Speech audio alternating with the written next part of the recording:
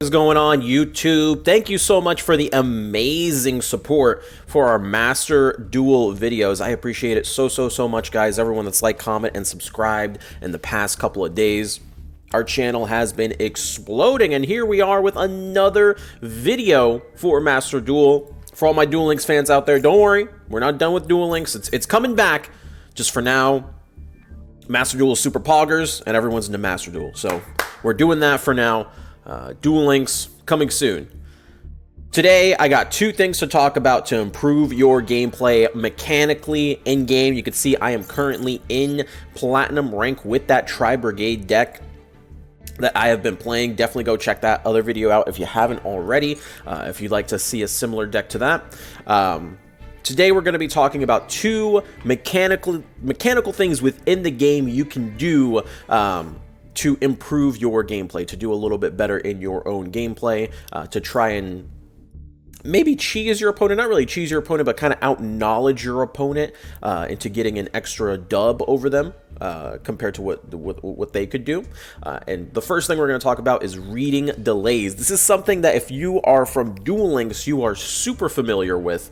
But if you are a TCG player and you're coming into Master Duel, reading delays might be a bit more of a foreign idea to you. And it does work a little bit differently than it did in Duel Links. So even if you're a Duel Links pro, this video might be informative for you. So to get to your settings for your toggle button, you go into your submenu or your settings or whatever, game settings, you go over to Duel, and then we're looking at the activation confirmation button here. There's auto, hold, and switch. Switch is the toggle button that we're used to, and hold is if you hold the button down, it'll basically be toggle off, and when you release the button, it toggles on, and then auto is just if you don't really care about it. If you don't want to get that deep into Yu-Gi-Oh, you just keep it on the auto. In my opinion, I use switch because I'm used to it from Duel Links, but I'm probably going to end up switching to one of these hold buttons. The hold 1, 2, 3 is just which mouse button, I believe, unless it's different styles. I didn't actually check which ones it are, but the one where you hold to hide is going to be the one that you use the most anyway. So just check whichever of the three does that for you. So in Duel Links, the way it works is even if your opponent toggles off, there's the hourglass, we call it, will always light up if there is a delay. In Master Duel, we tested it out yesterday in Duel Rooms. If your toggle is off or you hold down your mouse button to turn it off with the other option, you will not get that hourglass. Now, what do I mean by hourglass in Master Duel? Because obviously there is no hourglass.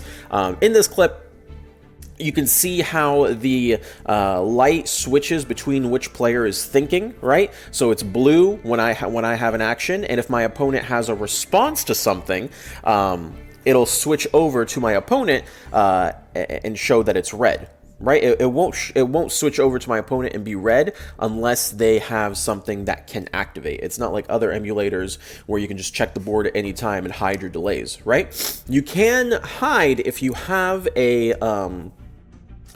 something that can be activated, but if you have nothing at all, you can't hide it.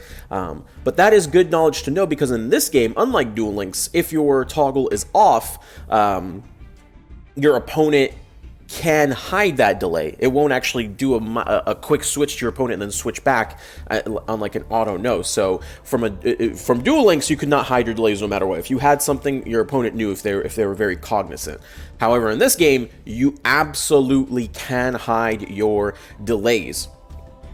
You can see here in the clip, I got to my 5th summon, and because my opponent was not hiding their delays, I knew he had Nibiru right away, and I was able to adjust my playstyle to be like, okay, he has Nibiru. He hasn't been getting delays my entire turn. We got to the 5th summon, and boom, all of a sudden he's having delays. He is not hiding his delays. He has a Nibiru in hand, and I immediately switched my playstyle to be like, oh, he's playing Nibiru, so I'm not going to continue my combo. I'm going to focus on getting a monster negate out as soon as possible so I can continue playing the game and not play into a Nibiru combo. and lose because of that. So very, very, very, very important that you learn how to play with your delays.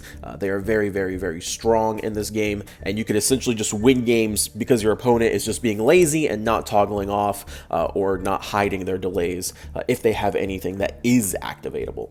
The other massive thing to talk about is chain links. Chain links are here, and this is something, especially if you are from the Duel Link scene, you are not going to be used to, but you can choose your chain links when things activate at the same time, which is going to be very helpful if you're trying to protect an effect.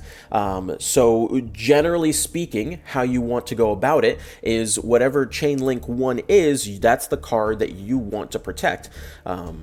You want to make sure that you, like for example, you can see here in my combos when I'm doing my Tri-Brigade stuff, I like to protect the card that banishes because that's the effect that I prefer the most. I want my card to be able to banish, but in certain scenarios I have a banish and a search plus a third effect that I don't necessarily need. I can use that third effect you know, as a draw and then like a send back if I want to, because it doesn't really do anything for me. I can use it purely just to get that banish off and that search off without having any fear that I might be negated.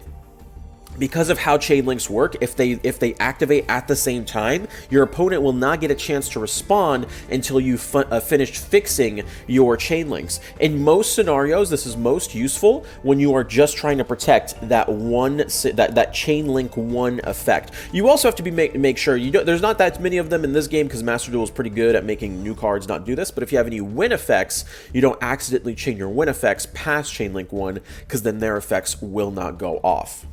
The other thing to be cognizant about is when you have cards like Access Code Talker. First line of Access Code Talker's effect says your opponent cannot activate cards or effects in response to this card's effect activations. If this card is link summoned, you can target one link monster and use that material for its link summon. That was used for its link summon. It gains attack equal to that monster's rating times 1,000. So what does this mean? If this is the last card, because again, you can choose your chain links immediately when their effects go off, this card's effect, when it's link summoned, will immediately go off, that it can use its link effect, and your opponent cannot respond to this. If you chain all of your card's effects, and then you do Access Code Talker at the very end, your last chain link will be Access Code Talker, your opponent can no longer respond to anything else that's happening in that chain, and everything is safe.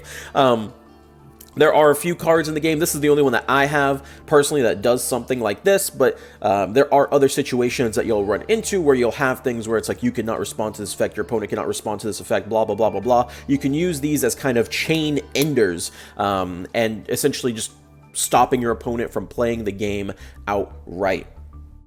So there you go, 2 really, really quick tips to mechanical tips in Master Duel to help improve your gameplay. I hope you guys enjoyed this video. If there are any other video ideas that you can think of that you want any tips on how to do in Master Duel, leave a comment down below. I'm trying to read through all the comments, but we're just getting so many of them that it's kind of hard without like one dedicated spot. So definitely, I will read the comments in this video. I might not respond, but I am writing down your ideas. Put it down in the comments. And I will try my best to get a video to you guys ASAP or one of the other DLE members. That's going to be it from me. Thank you so much. It's been DLE Rye. Till the next Master Duel video. Peace out, boys.